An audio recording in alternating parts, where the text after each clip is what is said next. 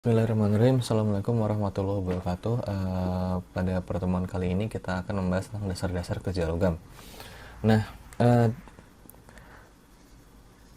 kenapa kita perlu mempelajari ini? Karena pada logam itu seperti kita tahu dia termasuk material yang sulit untuk dibentuk ya, sulit untuk dibentuk dengan tangan tentunya. Jadi kita perlu membutuhkan alat-alat dan metode-metode tertentu untuk membentuk logam itu dari bentuk asalnya atau bentuk jadi castingnya menjadi bentuk yang siap digunakan gitu. Nah, ada dua metode dasar yang biasanya digunakan untuk melakukan proses pembentukan logam. Yang pertama ada proses deformasi plastis. Proses deformasi plastis ini itu adalah proses di mana pembentukan logam itu dilakukan dengan mempertahankan volume dan massa agar tetap konstan. Artinya yang diharapkan dari deformasi plastis ini adalah tidak ada perubahan volume dan massa. Yang nggak ada material yang dibuang, sama sekali nggak ada material yang terbuang. Itu yang sebenarnya diharapkan dari proses deformasi plastis. Nah, yang kedua adalah proses machining.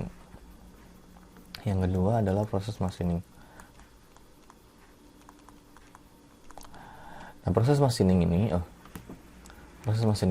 ini dilakukan dengan menghilangkan sebagian massa atau volume yang dimiliki oleh sebuah benda. Jadi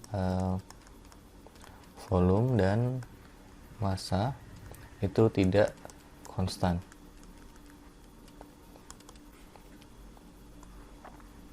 Seperti itu. Jadi yang diharapkan biasanya machining ini dilakukan untuk menghilangkan ekses atau kelebihan material yang dimiliki oleh benda. Gitu. Pada dasarnya proses itu seperti ini. Kalau misalnya kalian punya anggap saja lilin, ya kalian punya lilin apa sih? Malam istilahnya. Jadi kalian punya mainan yang bisa dibentuk-bentuk itu. Awalnya kan bentuknya kotak, terus kalian biasanya gulung-gulung dengan menggunakan tangan menjadi bentuknya bulat. Ini adalah proses deformasi, dimana di sini tidak ada perubahan massa atau volume.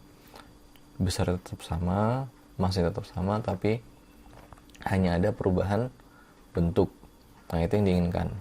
Nah, dengan catatan bahwa akan ada perubahan sedikit massa akibat proses-proses yang nanti akan kita bahas setelah ini. Contoh tadi ketika kita membuat lilin, akan ada sebagian lilin yang akan nempel di tangan kalian, kan seperti itu. Nah, proses deformasi plastis pun nanti akan ada yang seperti itu. Nah, kemudian ada proses machining. Proses machining itu anggapannya kalau misalnya kalian punya lilin seperti tadi ya, terus kalian potong bagian sini, bagian yang ini kalian buang. Jadi kalian punya material yang seperti ini. Nah, ini adalah proses machining.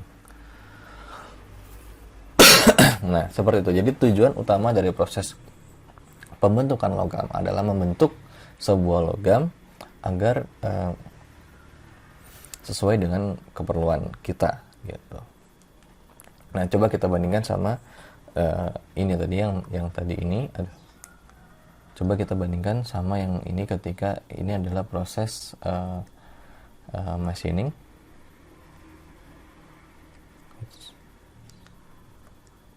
Ini adalah proses machining. Ini adalah proses deformasi plastis. Ya. Nah, ketika kita melakukan deformasi plastis dengan bentuk yang sama, maka kita akan mendapatkan bentuk yang agak lebih panjang. Kenapa? Karena ketika kita menekan-nekan bagian yang sini, maka si material itu akan bergerak ke atas dan ke bawah, ke bagian lain pokoknya, gitu. Nah, itu adalah respon material untuk mempertahankan volume dan massanya agar tetap konstan. Nanti kalian akan erat hubungannya ini dengan yang namanya Poisson ratio.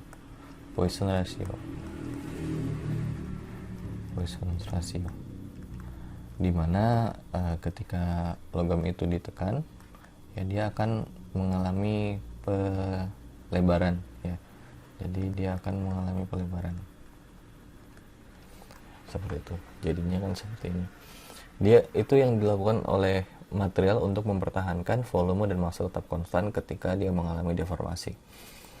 Nah, kita nggak akan bahas ini. Saat ini kita akan membahas tentang bagaimana proses deformasi plastis dan machining ini dilakukan. Nah, sudah ada banyak metode yang digunakan.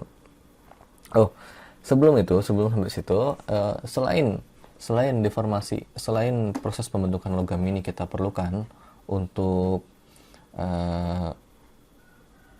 membentuk material logam sesuai dengan kebutuhan dan keperluan kita. Selain itu, kita juga perlu untuk mengontrol sifat dari material setelah dilakukan proses pembentukan. Kenapa? Karena ketika kita melakukan proses pembentukan ini, itu biasanya itu sangat erat kaitannya dengan yang namanya strain, ya, strain hardening. Ya, jadi ada yang namanya nanti proses strain hardening. Nah, strain hardening ini bisa diakibatkan oleh yang pertama temperatur, dipengaruhi oleh temperatur, terus kemudian dipengaruhi oleh prosesnya, proses deformasinya, dan yang terakhir itu juga dipengaruhi oleh strain rate-nya.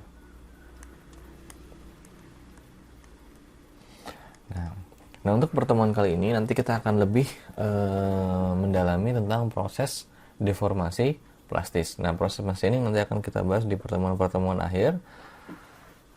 Jadi sekarang kita fokus dulu ke proses pembentukan dengan deformasi plastis. Nah, ini ada beberapa metode yang ada banyak sebenarnya metode yang digunakan dalam proses pengerjaan logam, nah, tapi kebanyakan itu masuk dalam kategori 5 kategori ini. Yang pertama itu ada direct compression, ada indirect compression, ada tension type, ya, ada bending, ada shearing. Nah, kita masuk ke yang pertama dulu. Yang pertama adalah direct compression process, di mana pada proses ini gaya yang diberikan kepada material itu akan menghasilkan gaya kompresi langsung terhadap materialnya. Nah, contoh kita akan zoom in sebentar ke sini, ya. Di sini kita punya dua contoh, yaitu forging dan rolling. Forging dan rolling ini gaya yang diberikan kepada material itu langsung terkonversi menjadi gaya tekan, ya, atau kompresi pada si material itu sendiri.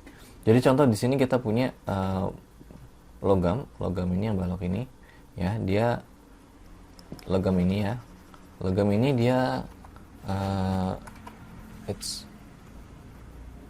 logam ini dia diberi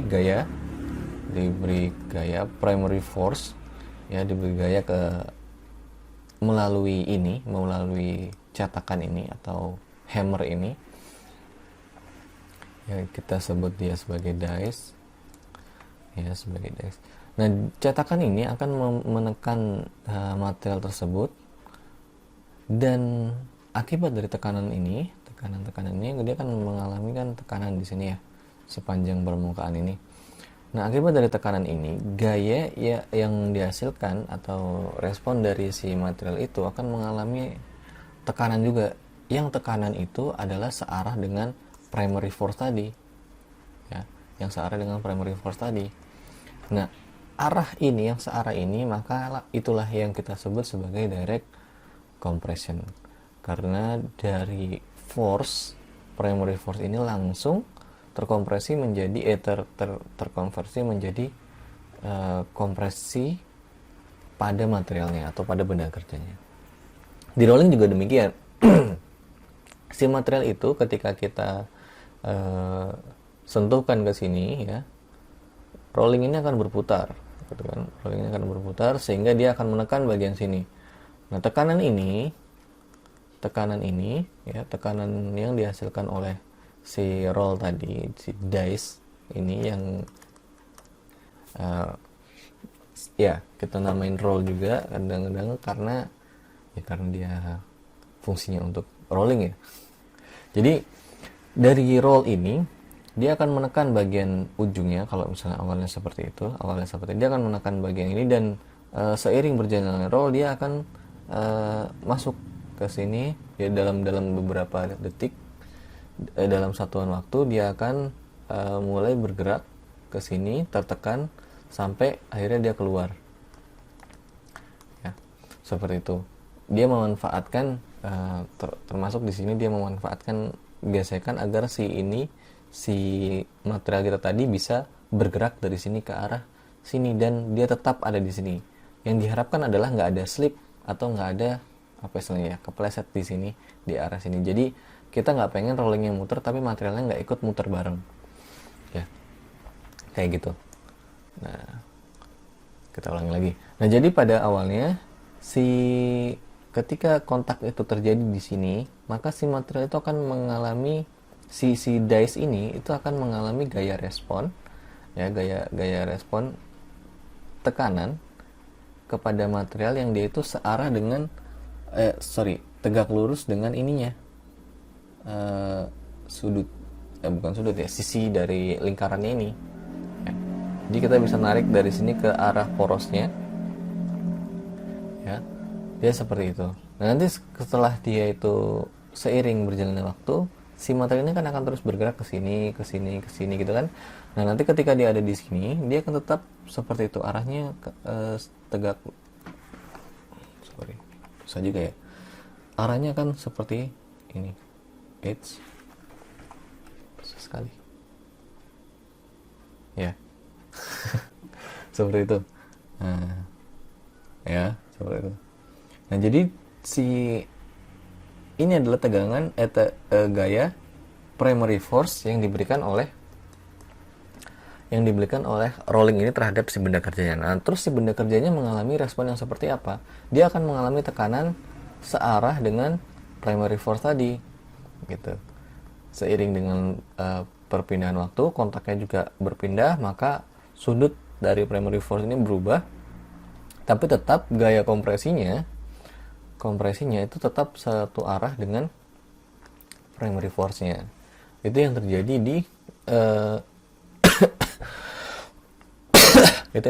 di direct compression ya. Kemudian ada lagi yang kedua adalah tadi indirect compression process. Indirect compression process itu adalah ketika primary force yang kita gunakan itu tidak satu arah dengan respon si material tadi ya. Jadi ada indirect compression process. Nah, contohnya di sini ada wire drawing ya, ada wire drawing, ada extrusion, sama ada deep drawing. Nah, apa yang terjadi di sini ya? Yang terjadi di sini itu ketika kita menerapkan primary force, di sini ada primary force-nya ya.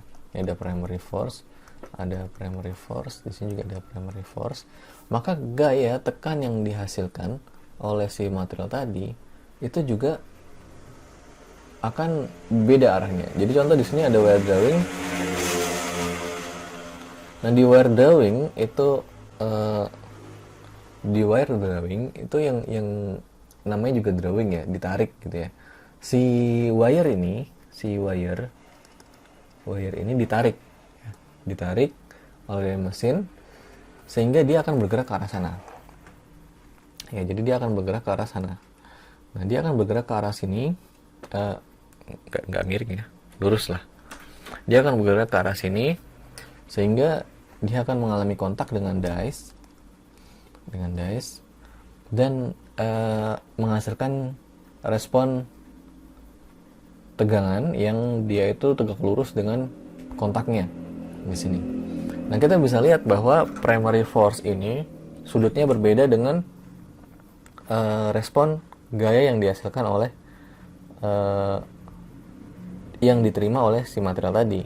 Kalau si primary force-nya itu ke arah sini, ke arah kanan ya, Maka respon gaya gaya tekan yang diterima oleh material tadi atau workpiece tadi itu adalah ke arah sini ya. Kita bisa lihat karena dia nggak searah, maka kita sebut dia sebagai indirect compression proses gitu. Kemudian ekstrusi juga gitu.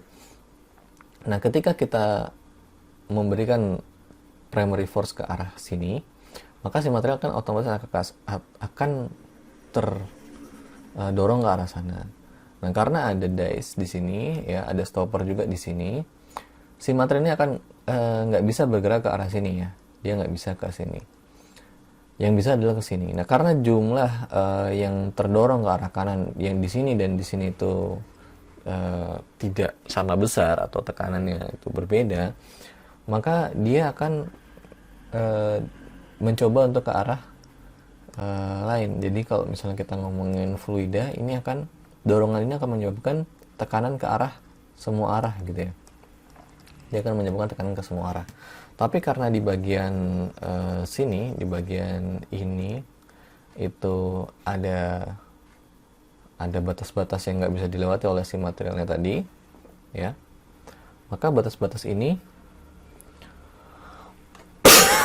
menyebabkan kompresi dari workpiece kita tadi.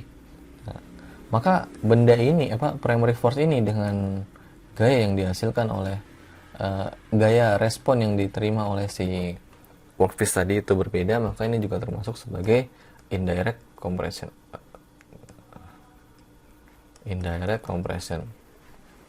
Nah, kemudian ada deburrowing. Deburrowing ini ketika kita memberi bukan tekanan ya, dorongan pada material tadi. Jadi aslinya si material ini akan didudukan pada mold, atau ya bisa mold, bisa terserah ya. Jadi ini bendanya susah juga ya. Nah, aslinya bendanya itu seperti ini. Aslinya benda itu seperti ini. Nah, kemudian kita punya primary force ke arah bawah, kita dorong material itu ke arah bawah. Nah, ya hasilnya adalah materialnya akan mengalami tekanan di sini. Ya, arahnya sini, sini, sini, sini, sini, dan sini. Yang di sini dia tidak mengalami tekanan, hampir tidak mengalami tekanan selain tekanan tarik akibat adanya stretching di sisi yang ini. Gitu. Atau yang ini juga bisa memendek, yang aslinya segini jadi memendek segini, jadi menghasilkan ini tidak ada stretching. Bisa juga seperti itu.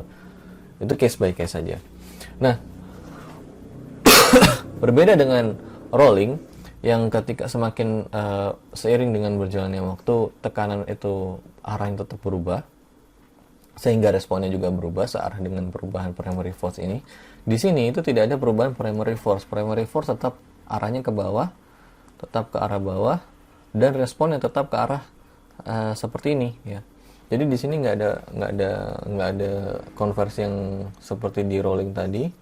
Nah, itu bedanya rolling dengan deburrowing, sehingga deburrowing ini masuk ke dalam apa tadi? Indirect compression. Indirect compression itu dia. Nah,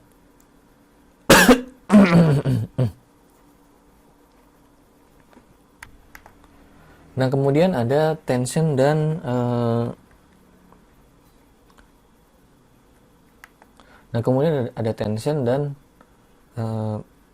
bending. Nah, di mana pada dasarnya tension dan bending ini dilakukan dengan memberikan si material tadi itu gaya tarik dan gaya bending. Nah, gitu. Contoh di sini ya. Contoh di sini kita punya stretch forming di mana benda ini akan ditahan di sini. Ya, kemudian ketika diberi dies ya, biasanya dia akan mengalami diberi dies ya, diberi gaya ditarik ke arah sini ya. Si material ini akan mengalami respon berupa tarikan ya. Berbeda dengan yang tadi kita lihat, semuanya ini kebanyakan dia akan mengalami tekanan ya, kompresi. Sedangkan yang ini dia akan mengalami tarikan. Dan bending pun demikian. Bending itu ketika material kita itu mengalami gaya bending Gaya bending itu adalah gaya bengkok, gaya pembengkok ya. Jadi dia membuat si material itu akan bengkok ya. Dan siring itu geser. Jadi biasanya di sini kalau misalnya contoh yang paling gampang adalah ketika kalian membuat memotong kertas dengan pemotong kertas yang biasanya kalian temui itu seperti ini bentuknya ya. Ini dia menggunakan proses siring. Jadi si benda kerjanya itu kena potong dengan sudut potong yang seperti ini. Ini kertas kalian, ini mesin potongnya, dia mengalami siring sehingga dia akan terpotong di sini biasanya. Gitu. Nah, itu adalah proses deformasi plastis. Kemudian kita punya proses machining ya. Proses machining itu kebanyakan menggunakan siring ya. Di sini ada beberapa contoh proses machining. Ada ada turning atau turning ya, di sini ada turning. Ada lagi boring ya, ini ada turning, ada boring, ada shaping, sama ada slab milling. Itu adalah contoh-contoh, nanti akan kita bahas ketika kita sudah membahas tentang machining ya, seperti itu. Nah, kita lanjut lagi ya,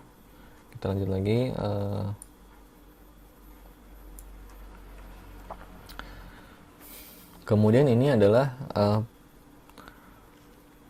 proses fenomena yang terjadi pada proses deformasi. Tadi saya sudah bilang bahwa ini pada pertemuan kali ini kita akan fokus ke proses deformasi dulu ya. Nah, di sini ada proses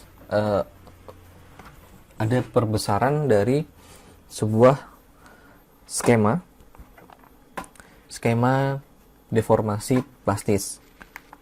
Nah, biasanya proses deformasi plastis itu sering dilihat dalam satuan sebuah sistem yang sangat besar yang seperti ini secara menyeluruh ya.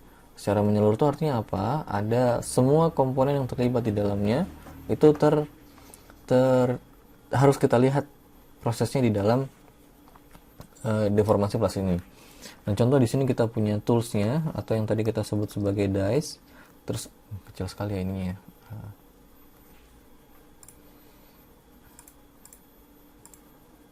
Oke.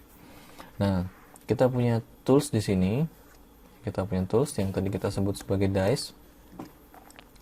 Ada materialnya ya, sama ada lubrication system gitu. Nah, di sini ada daerah namanya deformation zone ya. Deformation zone ini penting untuk melihat bagaimana distribusi tegangan dan laju partikel yang terjadi di sana. Dan tentunya akhirnya itu mengarah pada berapa tekanan yang diperlukan ya, berapa pressure, berapa tekanan yang diperlukan untuk agar si dies ini tetap ada pada posisinya ya, dia agar tidak meregang ketika kena kerja dari si material tadi. Si material ini kan akan bergerak ke arah sini ya, terdorong gitu, agar dia tidak bergerak, dan bagaimana agar dia tidak, yang terdeformasi bukan si toolsnya ini tapi yang si metalnya tadi. Nah, tentunya si gaya yang diaplikasikan pada benda kerja tadi itu harus menghasilkan yielding atau apa sih dalam istilah bahasa Indonesianya itu, harus menghasilkan material itu luluh gitu.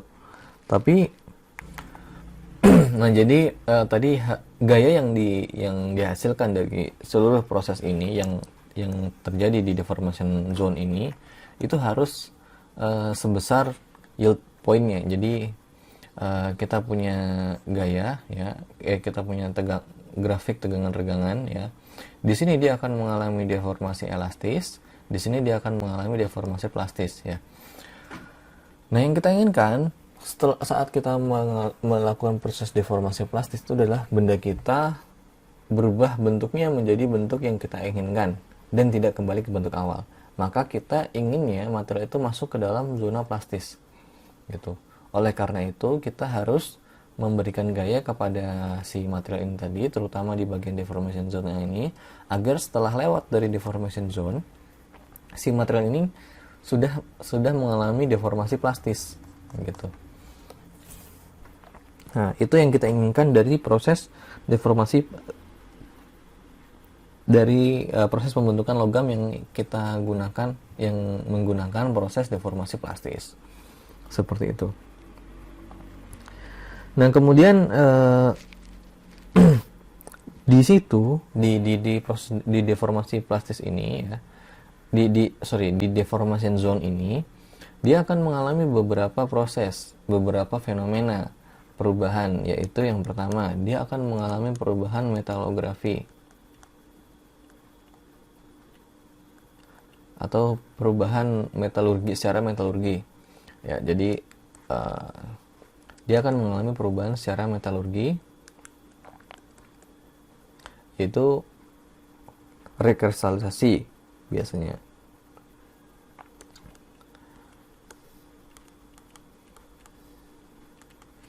Nah, terus yang kedua dia akan mengalami strain hardening. Nah, jadi si materialnya akan mengalami strain ya, regangan di sini ya. Coba kalian bisa lihat di sini. Ya, di sini ada titik tengahnya. Sorry. Kalau kalian lihat jarak antara titik ini dengan ini dengan ini itu akan mengecil. Nah, pengecilan ini otomatis dia menghasilkan otomatis terdapat strain di situ. Nah, kemudian adanya fracture barangkali ketika kita melakukan ini atau strain yang terlalu cepat, maka bisa aja terjadi fracture.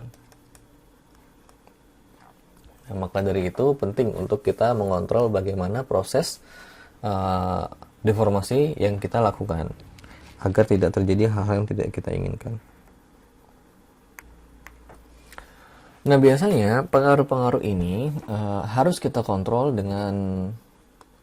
karena penting ya, kalau misalnya kita melihat metalurgi itu bisa menghasilkan pengaruh pada sifatnya, strain hardening juga mengaruhi sifatnya, fracture juga menghasilkan bagus enggaknya materialnya, maka itu penting untuk dilihat, untuk dikontrol.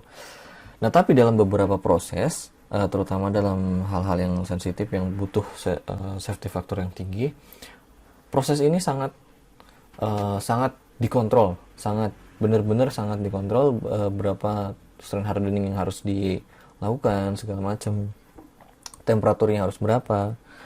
Nah, maka dari itu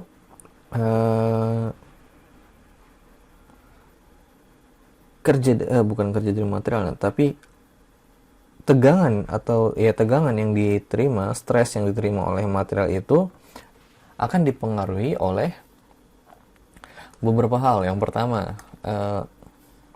pertama adalah strain, tentunya tadi berapa strainnya di sini, berapa strainnya di sini, dan di sini ya. Otomatis yang paling tinggi di sini, yang ini yang paling rendah, dan di sini belum mengalami strain sama sekali. Strain, terus yang kedua tentunya stres juga. Ya. Yang ketiga itu ada strain rate. Berapa lajunya? Jadi semakin cepat kita nariknya, semakin cepat perubahan dari di sini yang strainnya itu, anggap saja strainnya itu masih 0, di sini kita anggapnya ini 1. Semakin cepat maka strain rate-nya juga akan semakin tinggi. Yang keempat adalah temperatur.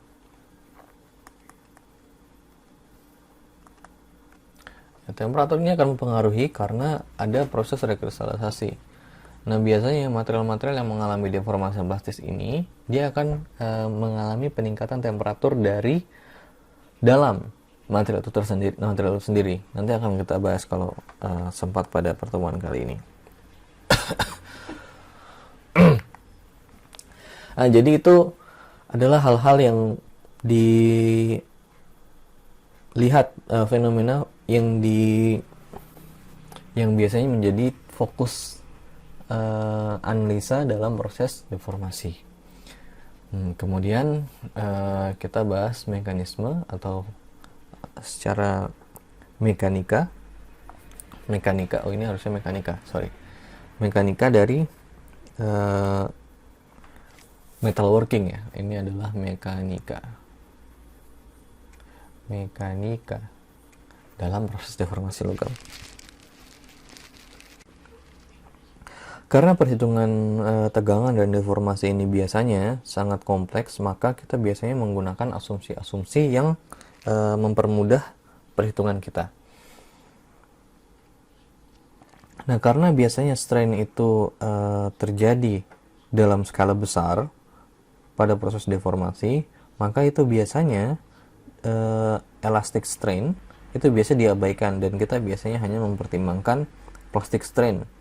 Nah, awalnya biasanya kita memperkirakan strain hardening itu kita abaikan juga biasanya. Nah, pada hot working dia biasanya itu nggak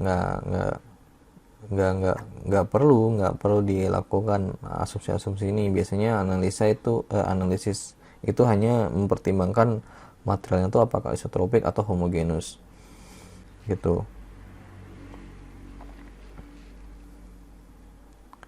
Nah, untuk memprediksi deformasi yang non-uniform atau menghitung adanya tegangan lokal yang diterima oleh material, itu biasanya menjadi tugas dari tim peneliti. Nah, biasanya perhitungan ini digunakan untuk menghitung berapa gaya yang diperlukan untuk menghasilkan deformasi tertentu. Jadi kalau misalnya kita mau mendeformasi sebuah logam dari ketebalan T1 menjadi setengah T1, maka kita butuh force sebesar berapa? Force-nya ini berapa?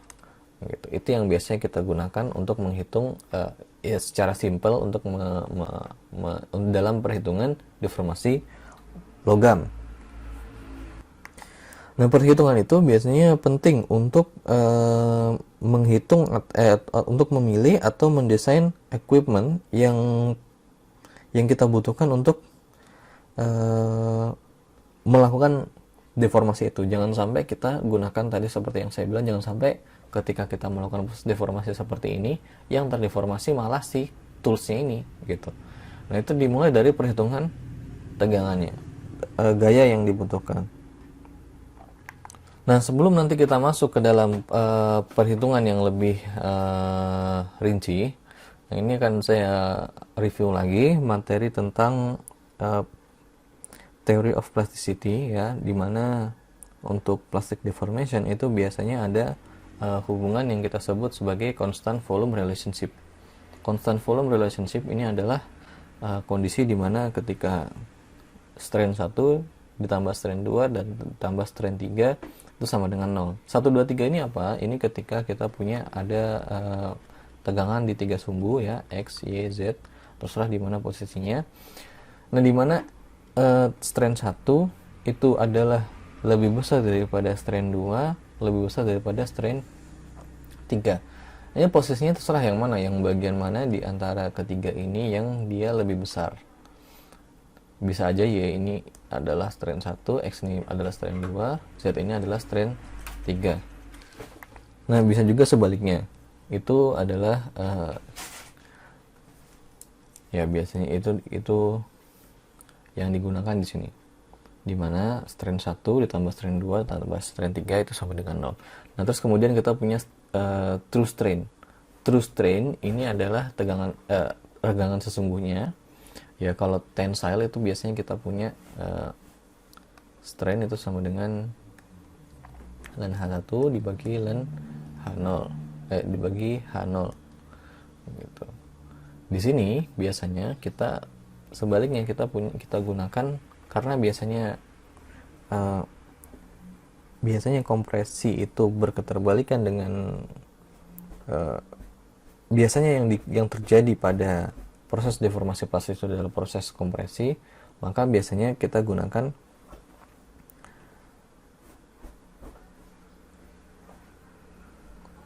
rumus yang seperti ini.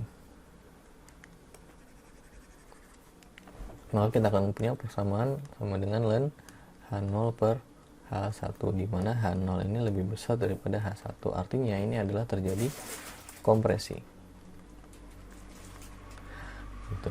Terus kita juga punya engineering strain, itu di mana H1 min H0 dibagi dengan H0. Ya. Ada juga nanti kita akan menghitung reduction area, itu adalah A0 dikurangin A1 dibagi dengan A0. Dan ini adalah hubungan antara reduction area, ini adalah hubungan antara reduction area dengan strain. Ya, karena kebanyakan proses deformasi plastis ini menggunakan sistem kompresi, maka biasanya kita gunakan regangan. Kalau kita menggunakan persamaan regangan ini, yang biasanya kita gunakan di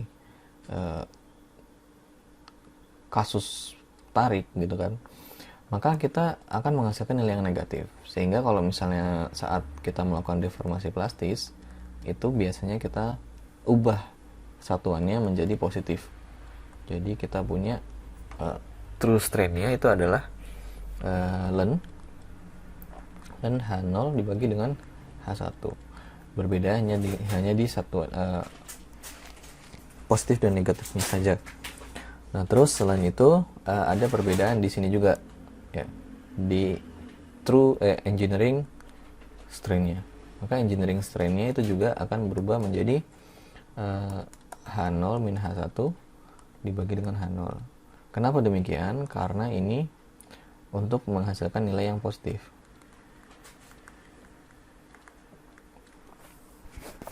Gitu. Ya, jadi itu yang perhitungan dasar yang biasanya kita gunakan dalam proses deformasi logam. Nah, selanjutnya rumus-rumus dasar ini akan digunakan dalam teori-teori yang dia menjelaskan tentang mekanika kerja logam secara umum. Nah, di sini ada 3, yaitu teori dari static equilibrium, ya, static equilibrium, kemudian ada Levi-Mises equation, sama ada yield criterion. Nah, kemudian metode yang digunakan untuk analisis tersebut itu ada 5. Yang pertama adalah slab method. Slab method ini dimana kita mengasumsikan bahwa logam yang bekerja itu mengalami deformasi secara homogen. Artinya dia di mana saja itu posisinya mengalami deformasi yang sama. Kemudian ada uniform deformation energy method. Di sini kita menghitung rata-rata tegangan yang digunakan untuk membentuk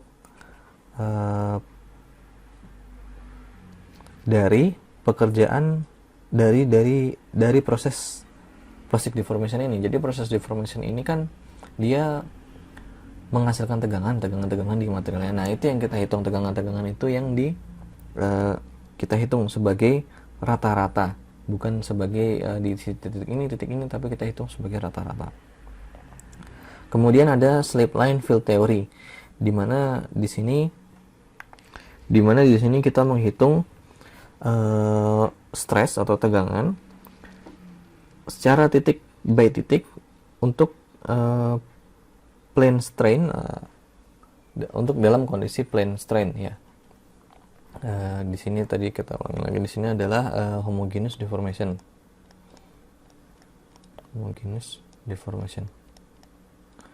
Nah, di sini adalah average stress. Di sini adalah untuk kondisi plane strain. Kemudian upper and lower boundaries itu biasanya kita menghitung berdasarkan teori dari limit analysis. Nah, kita menggunakan stress dan velocity untuk menghitung batas di mana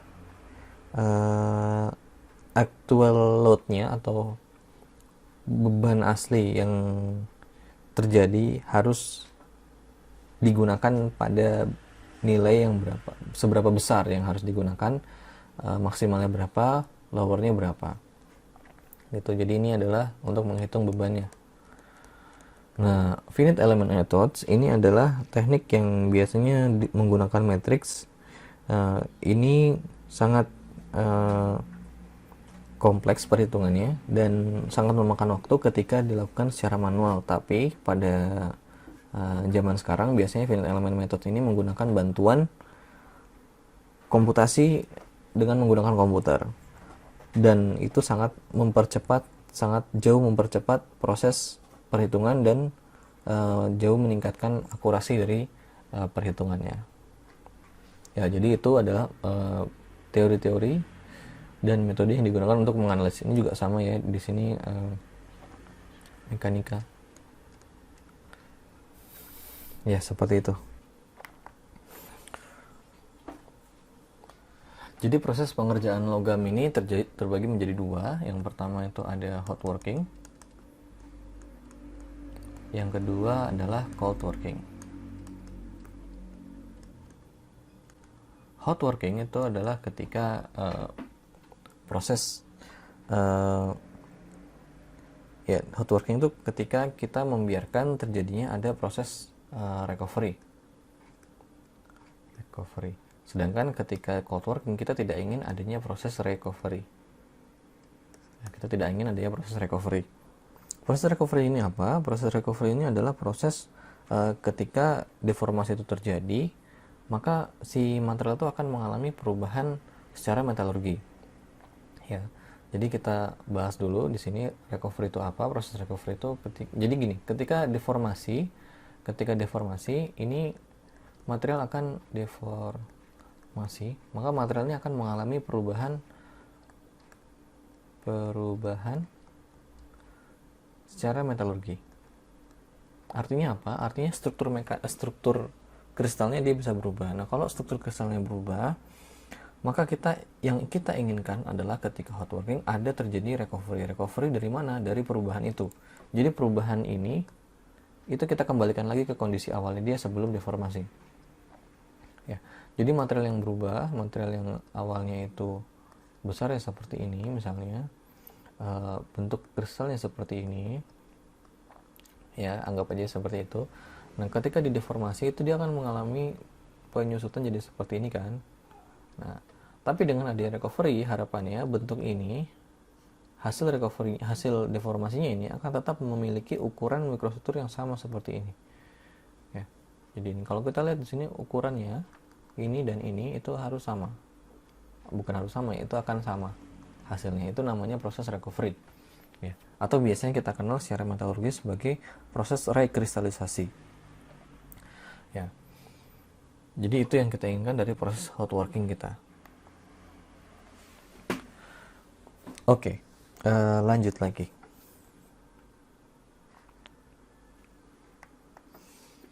Oleh karena itu, proses deformasi yang terjadi dengan menggunakan hot working itu bisa memungkinkan kita untuk melakukan deformasi dalam skala besar. Kenapa? Karena proses hot working terjadi dengan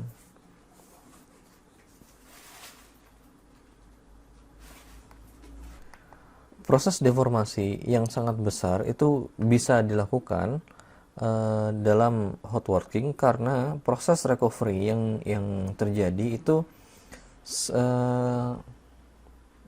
sama cepatnya dengan proses deformasi yang dilakukan. Jadi akibatnya tidak sempat terjadi pemusatan tegangan dan hal-hal seperti pembentukan crack itu tidak terjadi. Nah, jadi gimana sih? Nggak usah jelas, langsung aja.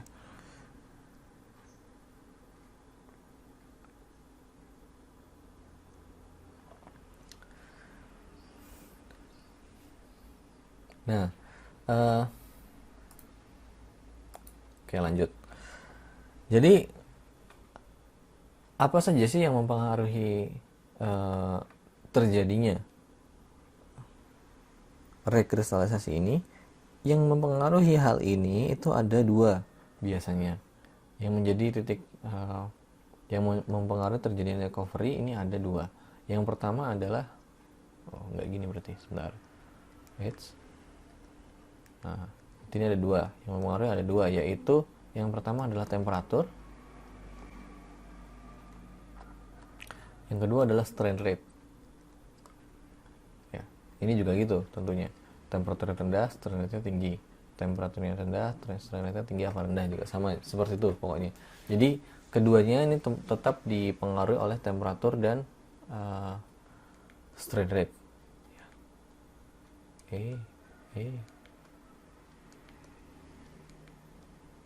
Nggak mau sih.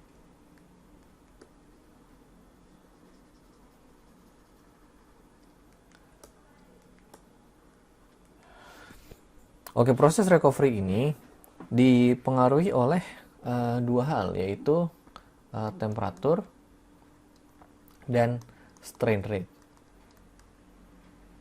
Ini akan kita pelajari saat ini, sekarang ini, nanti setelah ini akan kita pelajari. Nah, temperatur itu biasanya itu dipengaruhi oleh ini, hal-hal yang bisa meningkatkan temperatur, mempengaruhi temperatur itu ada 4, yaitu temperatur awal dari tools dan materialnya, panas yang dihasilkan oleh plastik deformasi,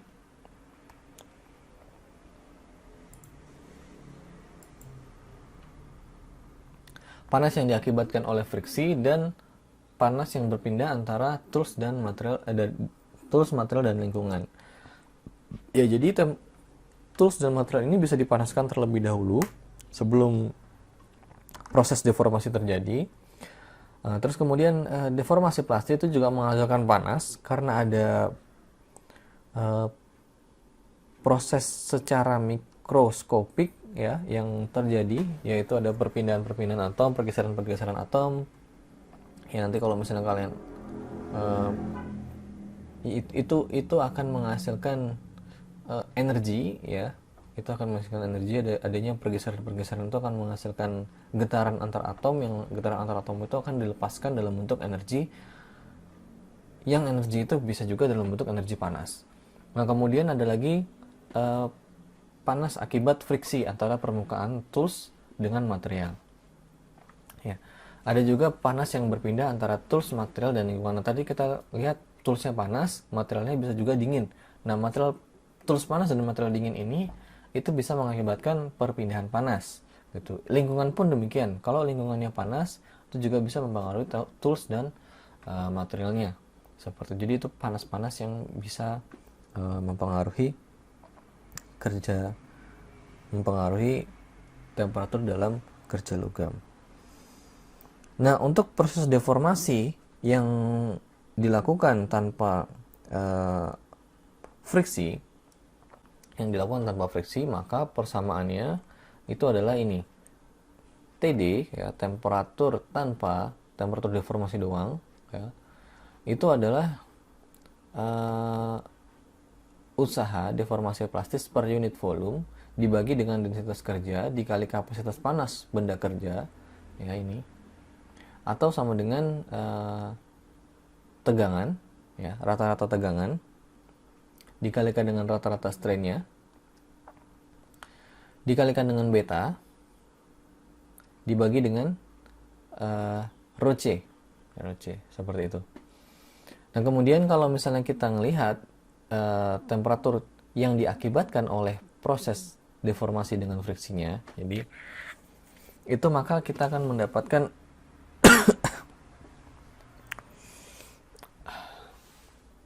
jadi ini akibat dari deformasi ya, ini akibat deformasinya. Poin nomor 2 tadi ya, yang ini adalah TD, ini adalah TF ya, ini adalah T, dan ini juga T.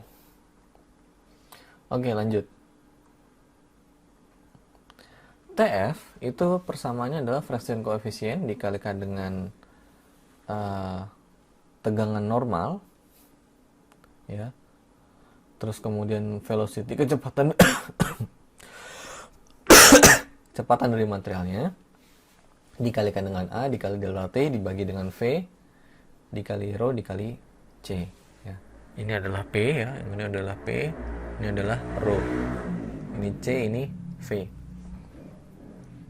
Kita akan memiliki temperatur maksimal peningkatan temperatur delta T max akibat friksi, ya, akibat friksi. Ini akibat friksi, ya. Ini adalah delta T max akibat deformasi. Temperatur material yang terdeformasi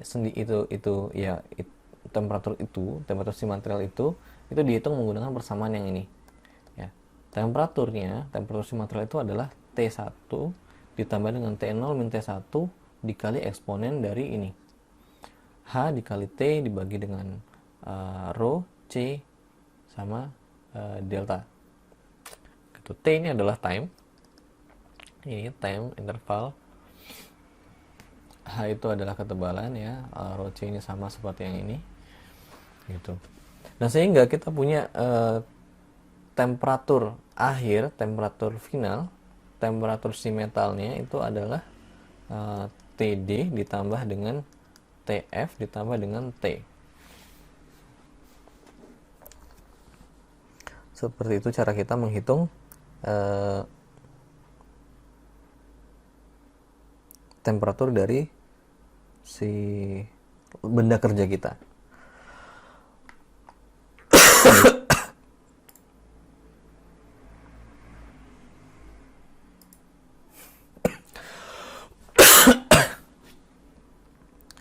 Oke, kita masuk ke hot working. Kita masuk ke pekerjaan, jenis-jenis pengerjaan logam. Ya, jadi jenis-jenis pengerjaan dalam logam ini terbagi menjadi 3, ada hot working, cold working, sama warm working. Kita masuk ke dulu yang pertama adalah hot working. Nah, hot working ini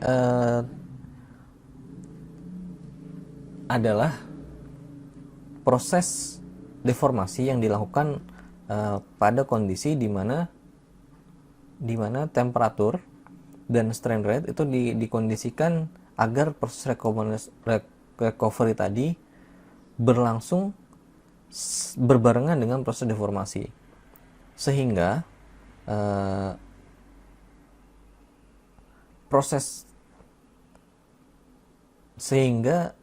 regangan yang terjadi akibat proses deformasi itu tidak mengakibatkan adanya strain hardening.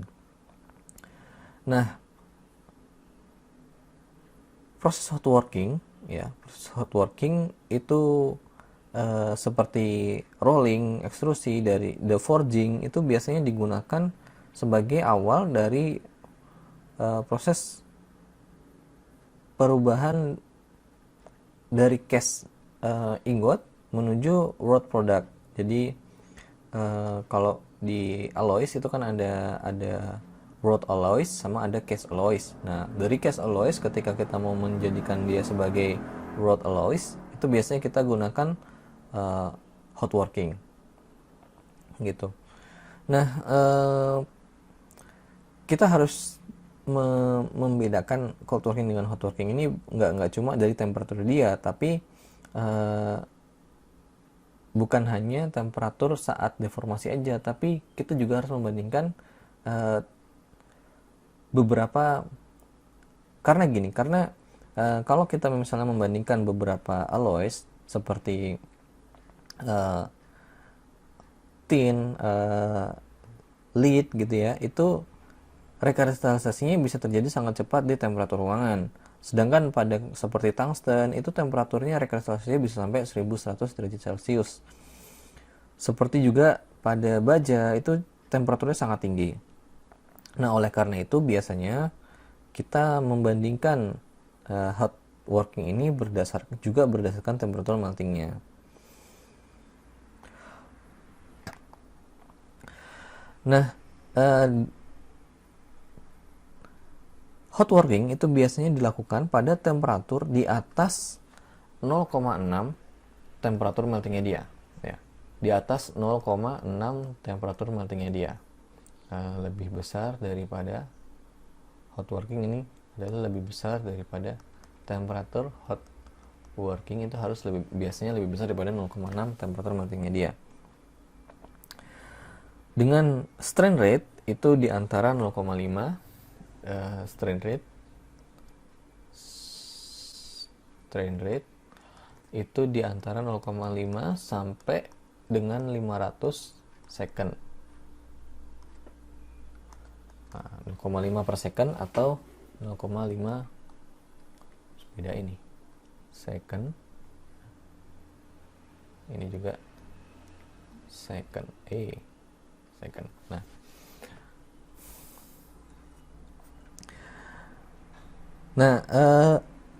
Efeknya apa sih hot working ini? Hot working ini bisa menurunkan, yang pertama, efeknya hot working ini adalah dia menurunkan energi yang dibutuhkan untuk deformasi. Energi untuk deformasi ini turun. Selain itu resiko crack itu juga turun. Nah, perubahan mikrostruktur itu, jadi hot working ini kan dia tadi memungkinkan adanya recovery, ya. Recovery. Maka itu akan menghasilkan peningkatan ductility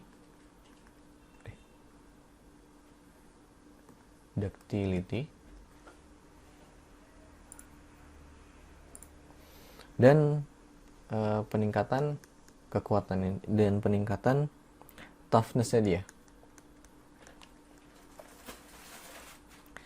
Nah, tapi ini kan kelebihannya, ya. Tapi hot working juga punya kekurangan. Kekurangannya dia adalah yang pertama, biasanya surface reaction pada metal itu sangat menjadi problem utamanya mereka. Jadi adalah surface reaction. Yang sering terjadi adalah si material itu bereaksi dengan lingkungan, dengan udara, dia membentuk oksida atau dia mengalami oksidasi. Surface reaction meningkat sehingga terjadi oksidasi. Itu yang pertama. Ya. Selain itu, struktur dan properti dari hot work metal itu biasanya nggak begitu uniform di antara bagian luar dan bagian dalam. Kenapa bisa demikian? Karena biasanya ketika kita melakukan hot working itu bagian dalamnya sudah memiliki temperatur yang tinggi, tapi lebih lama dinginnya dibandingkan dengan bagian yang di luar. Nah, hal ini mengakibatkan adanya grain growth di bagian dalam yang mendingin, yang mengalami pendinginan secara lama dari working temperature dia. Nah, maka dari itu akan menghasilkan bagian surface yang memiliki kristal yang lebih halus dibandingkan dengan bagian dalam yang memiliki kristal yang lebih besar, yang lebih kasar.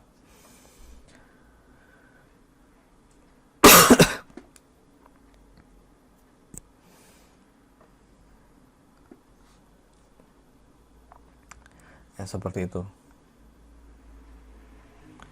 Nah, selanjutnya adalah cold working. Dalam cold working ini biasanya yang dihasilkan adalah cold working.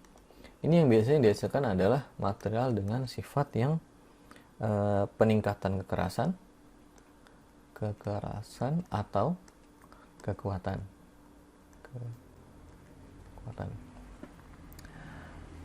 Tapi biasanya dia akan mengalami penurunan ductility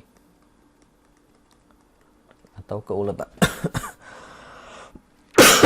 Keuletannya akan turun. Nah, sehingga untuk menghasilkan seperti itu biasanya untuk menghasilkan yang Jadi cold working ini mengalami peningkatan kekerasan atau kekuatan dan mengalami penurunan ductility. Ketika pengerjaan cold working itu dilakukan secara ekstrim, maka material bisa fracture sebelum sampai ke bentuk dan ukuran yang diinginkan. Sehingga perlu kita lakukan beberapa tahap untuk menghindari hal-hal itu. Ya. Beberapa contoh yang dilakukan adalah dengan melakukan intermediate annealing, ya, di mana dia memberikan efek pelunakan pada cold work metal dan mengembalikan ductility dari si material tadi. Ya, jadi biasanya cold working ini itu perlu dilakukan post treat ya, untuk meningkatkan ductility-nya, biasanya seperti itu, karena ductility ini dibutuhkan untuk material yang bekerja dengan beban-beban mekanik. Gitu. Nah biasanya post treat yang diberikan itu adalah proses annealing. Kenapa? Karena proses annealing ini itu dia bisa meningkatkan ductility.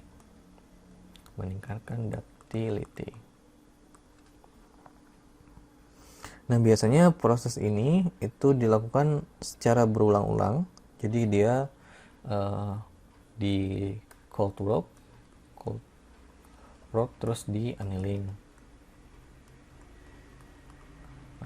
berulang-ulang terus, cold work lagi terus annealing lagi, begitu terus sampai kita mendapatkan bagian hasil yang kita inginkan. Nah kemudian ada lagi yang terakhir, itu adalah warm working. Warm working ini adalah proses deformasi plastis dengan temperatur di bawah temperatur rekrutisasi tapi di atas temperatur ruangan gitu. Ini dilakukan untuk mengkombinasi kelebihan dari masing-masing proses hot working dan cold working. Warm working itu biasanya dilakukan sering pada proses forging dari logam steel, di mana memberikan potensial untuk memberikan kemudahan dengan menurunkan sedikit forging strapnya, tahapan-tahapannya, mengurangi beban forgingnya dan menghemat energi yang dibutuhkan untuk proses annealing setelah forging. Gitu. Dibandingkan dengan hot working, dia memiliki kelebihan yaitu kontrol dimensinya lebih baik, di mana hot working itu bisa aja terjadi apa istilahnya, penyusutan, bukan, lawannya penyusutan tuh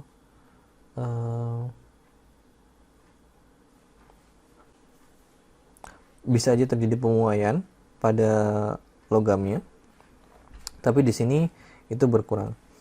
Nah hasil yang baik ketika kita melakukan warm working itu sangat tergantung dari bagaimana kita menggunakan lubrikasi atau oil pendingin, fluida pendingin pada fluida pendingin, dan untuk menurunkan friksi yang terjadi pada material, dan desain dari die untuk kondisi warm working ya, seperti itu. Nah kemudian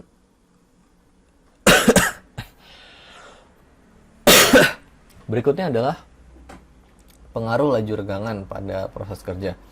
Nah, laju regangan atau strain rate itu memiliki 3 efek penting dalam kerja logam, yaitu dia distribusi tegangannya itu meningkat seiring dengan laju tegangan yang tinggi juga. Kemudian yang kedua, ada juga dia meningkatkan temperatur benda kerja akibat adanya pemanasan adiabatis. Nah, yang ketiga, peningkatan kebutuhan lubrikasi pada permukaan tools dan logam. Oke, kita bisa lihat di sini bahwa laju kecepatan regangan pada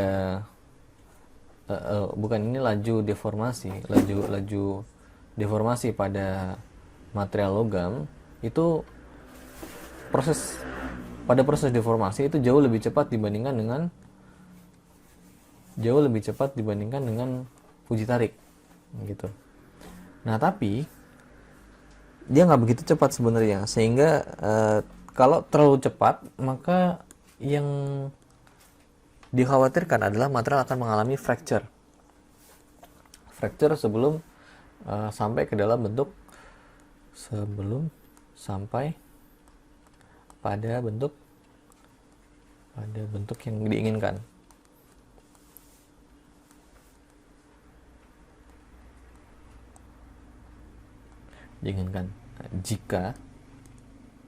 Jika velocity lebih besar daripada ini, sangat besar, gini.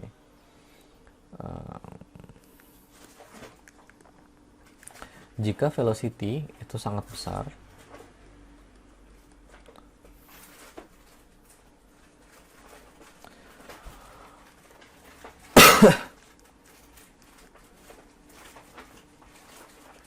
jika velocity ini sangat besar,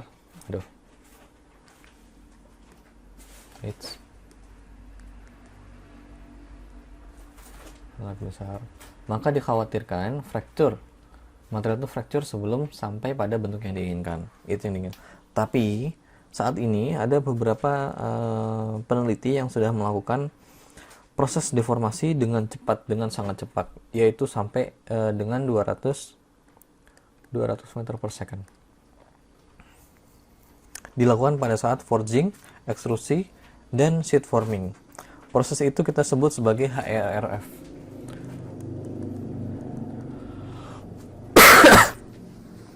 HRF ini adalah High Energy Rate Forming, karena energi yang untuk deformasi itu diberikan dengan sangat tinggi, dengan sangat cepat dibandingkan dengan aplikasi-aplikasi yang sering dilakukan. Nah, biasanya proses itu dia memanfaatkan energi dari peledakan gas atau ledakan-ledakan biasa untuk menghasilkan velocity particle atau laju partikel yang sangat tinggi.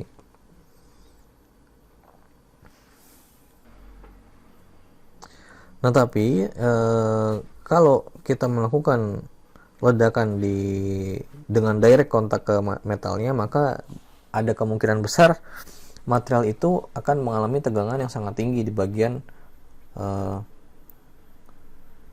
yang bersentuhan tadi, dan perubahan kekerasannya dan struktur materialnya itu bisa sangat terjadi tergantung dari materialnya.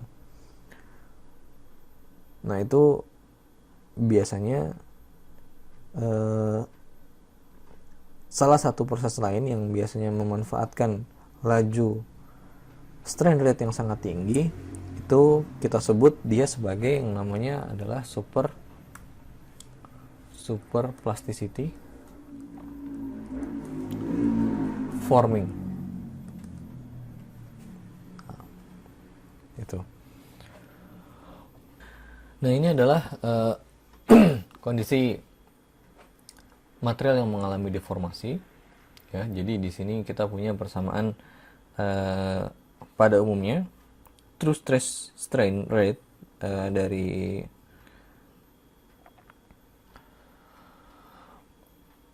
ini adalah true strain rate dari material kerja ini, benda kerja ini. Nah, untuk mengetahui strain rate pada lokasi tertentu, misal kita ambil titik ini, maka kita gunakan rumus yang ini, di mana strain rate itu sama dengan 1 dibagi L, di mana L itu adalah panjang dari kontak antara tools dengan workpiece. Jadi panjang ini dari sini sampai sini itu adalah L-nya, ya.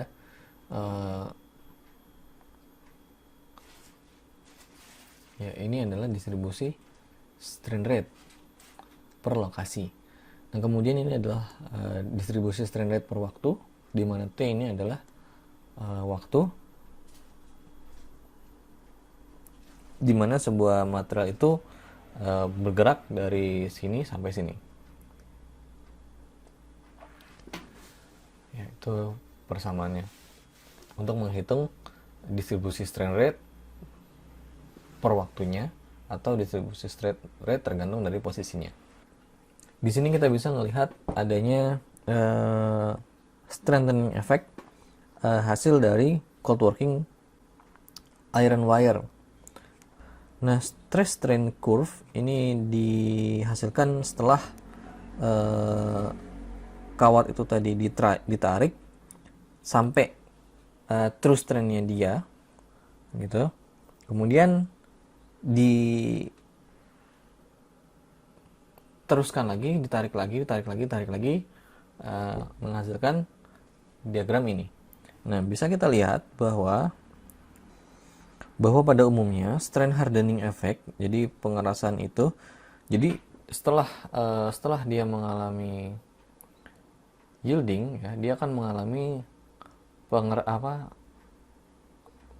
deformasi plastis, dan deformasi plastis itu akan mengakibatkan adanya strain hardening. Nah, kita bisa melihat bahwa setelah dia sudah mengalami strain hardening, terus dilepaskan, ya, dia kan mengalami strain hardening. Ketika ditarik lagi, si material ini akan mengalami strain hardening, dan efek strain hardening itu bisa dilihat luar biasa, dia nggak menghilang, bahkan sampai di 60% pun efek strain hardeningnya masih ada. Nah, pengaruh strain hardening ini bisa kita lihat di sini. Itu semakin material itu mengalami deformasi, dia akan mengalami reduksi dimensi, ya. Kita akan melakukan kompresi, ya, dari tebal sekian menjadi sekian. Dia akan mengalami dua hal. Yang pertama, dia akan mengalami yang namanya itu adalah deformation band. Nah, yang kedua itu adalah shear band. Deformation band ini adalah ketika sebuah grain ini terdistorsi sehingga dia berputar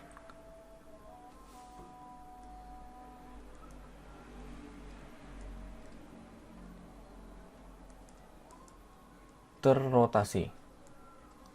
Nah, kemudian shear band itu adalah arah di mana si grain kita ini menyebar. Jadi awalnya di sini dia menyebar terus ke arah posisi-posisi yang lain, gitu. Itu adalah shear band.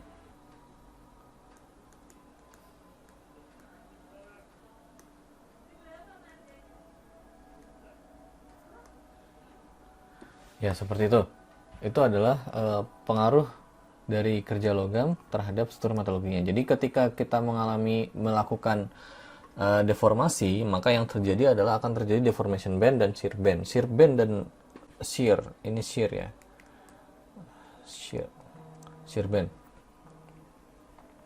Nah, deformation band dan shear band ini akan mengakibatkan adanya perubahan orientasi dari grain-grain tadi, dan orientasi-orientasi itu bisa menyebar ke arah sekitarnya, mengakibatkan adanya shear band. Nah, terjadinya deformasi band dan shear band ini mengakibatkan adanya perubahan struktur metalurgi dari si benda kerja kita. Oke, yang terakhir adalah residual stress. Residual stress ini adalah sebuah sistem tegangan di mana tegangan itu bisa tetap berada pada sebuah material, padahal gaya atau beban yang diterima material tersebut dari luar itu sudah nggak ada. Nah, karena si residual stress ini bisa dihasilkan oleh deformasi plastik yang non-uniform, maka kita harus mempertimbangkan residual stress ini dapat terjadi pada setiap proses metalworking. Metode yang biasanya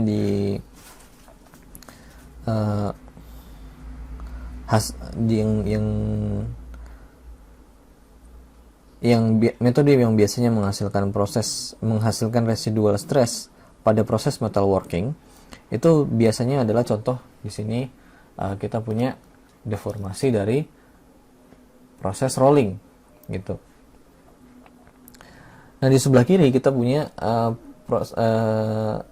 deformasi secara inhomogen pada proses rolling. Seperti apa itu? Jadi di sini, di bagian sini dia mengalami deformasi. Oke, di sini dia mengalami deformasi, sedangkan bagian tengah ini dia tidak mengalami deformasi. Ya. Apa yang terjadi? Di bagian sini dia akan mengalami kompresi yang sangat tinggi, sampai di bagian tengah sini dia tidak mengalami kompresi. Itu yang kita sebut sebagai inhomogenitas, homogeneity, ya, inhomogeneity deformation.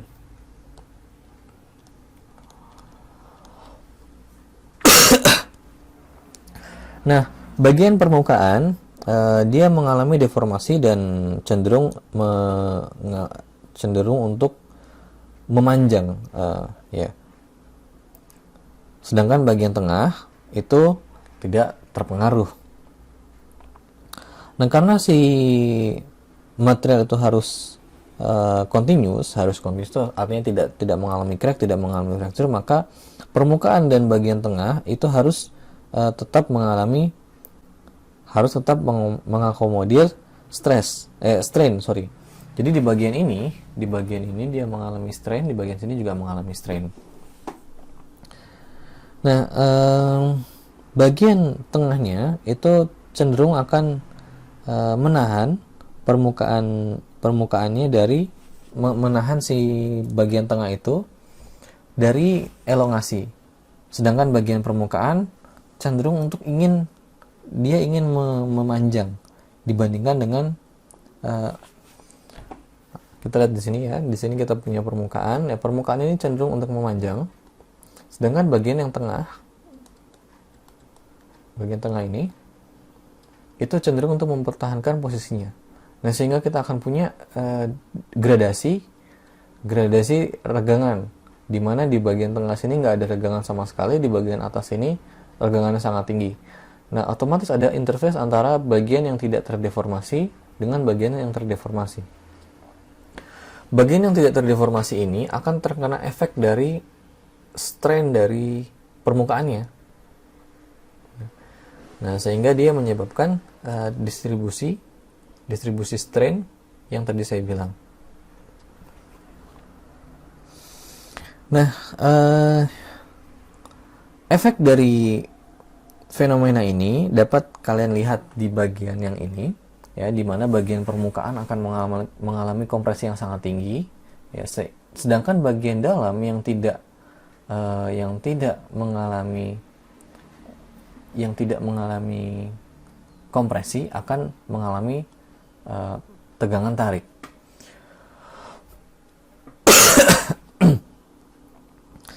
Nah, ini secara natural akan terjadi di material, karena material itu harus tetap mempertahankan kesetimbangan statisnya dia, sehingga dalam hal ini pada plane O, pada bidang O ini itu dia mengalami resultan gaya yang sama dengan 0.